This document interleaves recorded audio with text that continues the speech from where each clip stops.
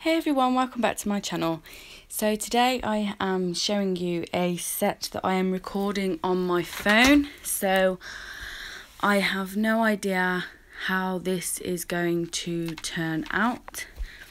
It is not sped up. This is just real time.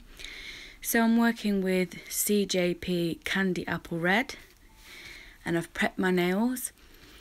And you can see that you have plenty of time to play with this acrylic. It doesn't run all over your form, but it is crucial that you get your consistency right. It is a drier system.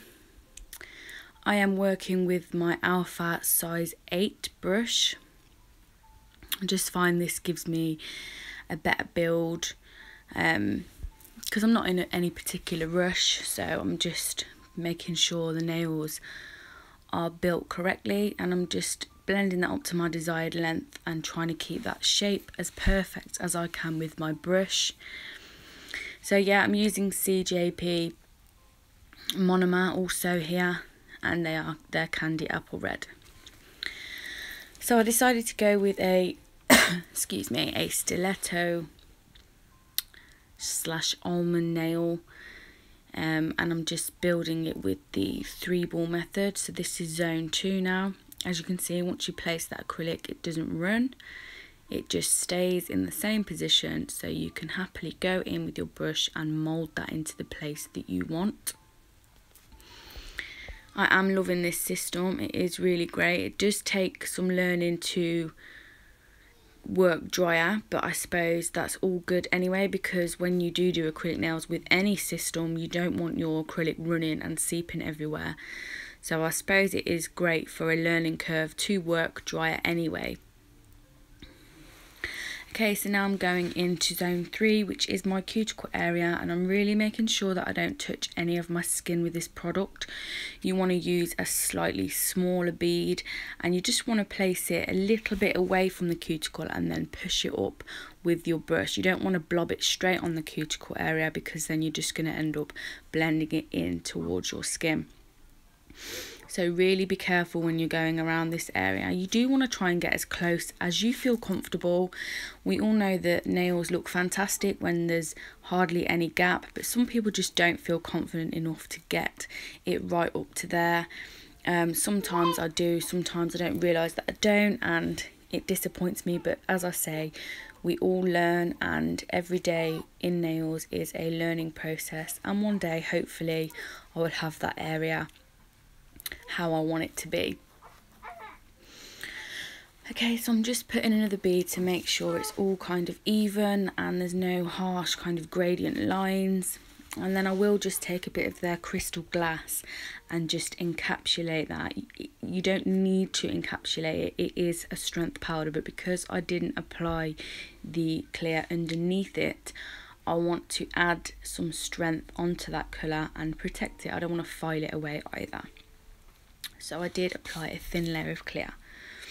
This is the ring finger, and I've already built up a clear structure, because obviously glitter is not a strength at all. Even when you're applying it with clear acrylic, you're going to end up with air, throughout there. It's not going to be a strong structure, so you always want to have that base underneath your glitters. This is a chunky glitter called Champagne Tipple, and it is from Smiley6062 on eBay. I will leave the links down below. And I'm just really trying to cover the whole entire nail, and I am just dipping my brush into my monomer, into my clear, picking up a tiny bead and into the raw glitter and placing it on the nail that way, and kind of just faffing it around. And it is a little bit fiddly and faffy, however I find this just gives better results. You're not wasting product from mixing with clear. It's unnecessary, especially if you're not using that glitter all of the time. You're wasting your clear. So as you can see, I'm just really getting that coverage that I'm happy with, and then when I am happy with where all that glitter is placed, so we've got no see-through bits because it is chunky, and there are some finer bits also, so it's just pushing it into a correct place where I want it. So this is a Sun UV lamp from Sunshine Nails. They sent me this to review. It has been a long time coming. They did also send me a UK adapter plug, which was very kind of them because they didn't have to. It's very light, would be fantastic for pedicures. It is just amazing. So I'm applying here my Tones Max top coat. This is my favourite gel top coat at the minute. It is no wipe. It is super shiny. The consistency is amazing. Yeah, it's definitely up there with a favourite top coat of mine.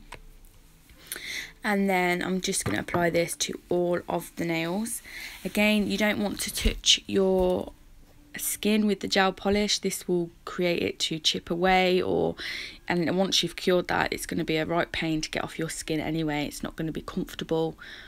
But as with any products that you use, you always want to avoid touching the skin. So as I said, yes, this whole video is in real time. Absolutely nothing is sped up, so I'm sorry if it's kind of dragging a little bit. Normally I do speed them up a wee bit, and as I said, I'm recording on my phone as well, so this is all kind of new. I hope it turns out okay.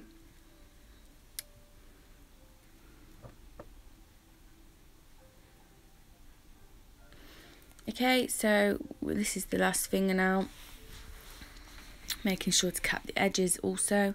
And then what you do is the lamp has a hand sensor, so when you put your hand in, it will turn on, and then the timer will show you how much it is counting up to. So as you can see, my hand is in, the timer has started. So when it gets to either 30 or 60 or whatever your desired time for your gel needs curing, that's when you would take out your hand and it will just switch off. It is very, very clever.